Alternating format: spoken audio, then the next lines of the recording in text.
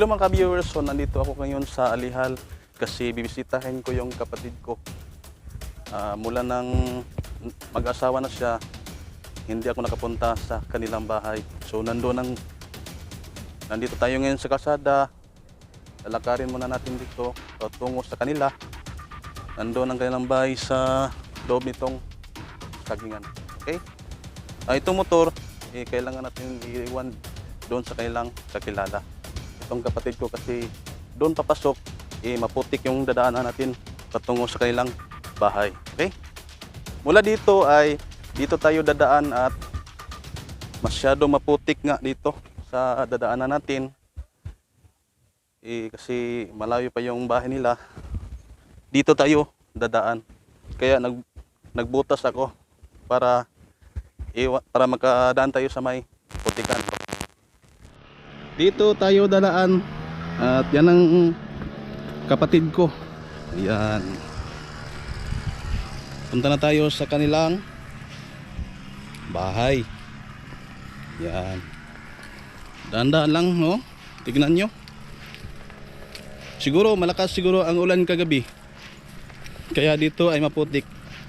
Yan. First time ko palang nakapunta dito sa kanilang bahay. Inulan pa kagabi. Kaya iniwan natin na yung motor natin sa kanyang kakilala doon. Kaya mula dito ay maglalakad muna tayo ng 10 minutes bago tayo marating doon sa kanilang bahay. Yan.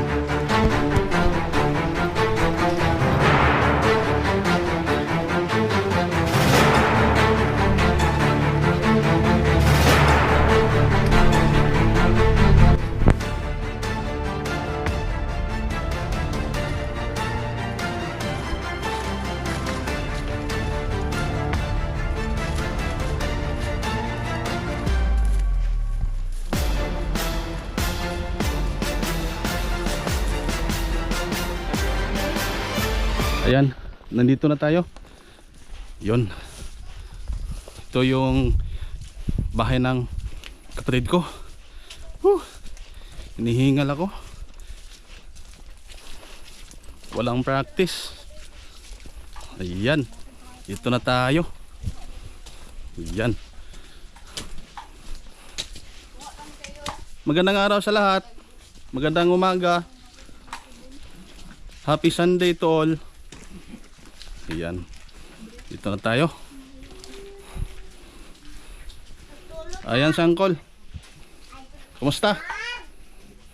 Ayos lang? Domingo, kayod.